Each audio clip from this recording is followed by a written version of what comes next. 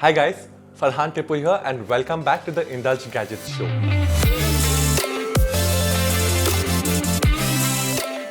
It's been an exciting 8 months since the release of the highly anticipated iPhone 14 Pro Max. And after being an Android user for almost 10 years, I decided to hop onto the Apple wagon with the iPhone 14 Pro Max. I went ahead with the decision as I always wanted to keep it only for work purposes. But now I've almost made it my daily driver, such as for texting, checking social media, videos, mail and also making long calls. So I'm here to share how this flagship device performs after 6 months of usage as a first-time Apple user. Starting off with the design, the iPhone 14 Pro Max features a stunning all-glass body with a stainless steel frame, giving it a premium look and feel. But two words come to me after using it for so long: bulky and flat. The 6.7-inch 14 Pro Max is really okay for holding thanks to my big hands, but the weight that this phone packs can be very irritating. I have used other Android phones of the same size and trust me, they feel really light after using the 14 Pro Max. I bought the deep purple color because I wanted the cool new color that everyone was talking about, and it looks really good. The build quality is also exceptionally good. The small details that Apple has taken care of on the phone design are really satisfying. I like how, as opposed to being a separate piece, the camera bump is actually carved out of the back glass. So when I bought the iPhone, I only bought it after a case and a screen guard was brought. The phone does look gorgeous and I don't want to cover it, but after what I spent on it, I do not want to be a daredevil. I have used cases from Rezoni since I love the colorful animated cases, and I've also used cases from Spigen for keeping it simple. I've already dropped this phone once from 6 feet of height, and although I got a mini massive heart attack, the phone was well protected and not a scratch, bump or dent due to the case protection. I have gone caseless with the phone, but only in my room. Now coming to the display, the Super Retina XDR display is nothing short of impressive with its vibrant colors and excellent contrast. Whether I'm watching videos or browsing through photos, the display truly enhances the overall experience. However, I feel I can't enjoy it to the fullest because of the round corners that cuts off a little content. The dynamic island also hinders the viewing experience. However, it does its part in terms of housing the Face ID sensor, the ambient light sensor, and the front-facing camera. The dynamic island is handy at times, showing you what songs are playing currently, and I can get live activities too. I've only seen a few apps in India make use of the live activities on the iOS. Swiggy, Google Maps, Ola, and Uber are some of the apps that I've seen use it.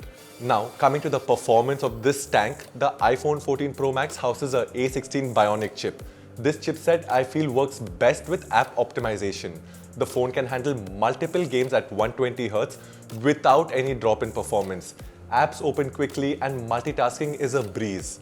The device feels snappy and responsive even when running resource-intensive games or editing high-resolution videos. The improved battery life also deserves a mention. I can easily get through a full day of heavy usage without needing to recharge. Speaking of using, like I said, the main reason I bought this is for video shooting purposes. And I've got to say that the camera experience here is just really good. When compared to the older iPhones, the 14 Pro Max has a few more improvements due to the new sensors present. The level of detail, dynamic range and color accuracy is remarkable. We get to see the main sensor has a 48 megapixel camera as compared to the 12 megapixel in the 13 Pro. I have taken more videos than pictures and I have even shot some of the reviews using the iPhone 14 Pro Max. I have not had any bad experience shooting videos except for shots that require close-ups and zooming in. You can see that it shifts to the other camera, which kinda spoils the entire sequence that I shot. But otherwise, the 4K 30 frames per second or 60 frames per second modes are really smooth for shooting vlogs as well. I personally feel that the 14 Pros are unbeatable, whether you're a content creator that creates videos for platforms like Instagram, TikTok, or only short-based material. Now, let me share the basic pros and cons for this device. I will start off with the good before I get to the bad. So I love the sturdy build of this phone. The iOS software and the performance I got from this mobile is making me an Apple fan. The viewing experience and the music experience with the Dolby Audio is just something I can't let go of right now. The clarity that I got from the songs that I've listened to or movies that I've watched on the iPhone is unmatched compared to any of the Android phones that I've come across. The cons for this are the weight that this tank of a phone has, making it uncomfortable during long uses. The size of the phone might be a hindrance, but for that, you can opt for the 14 Pro instead of the Max. Also, the lack of personalization that we have here when we compare it to the Android mobiles. Here, I wish I could place my app wherever I wanted in the screen, but we can't seem to do that. Overall, as a first-time iPhone user, I am extremely impressed with the iPhone 14 Pro Max. The design, display, performance, camera capabilities, and the software experience all exceeded my expectations. It's a device that has seamlessly integrated into my daily life, and I feel it enhances my overall smartphone experience. If you're looking for a premium flagship device, I would highly recommend considering the iPhone 14 Pro Max. And that wraps up our review of this phone. Feel free to leave any comments or questions down below, and I'll be sure to get back to you. Until next time, this is Farhan Tipu signing off. Take care.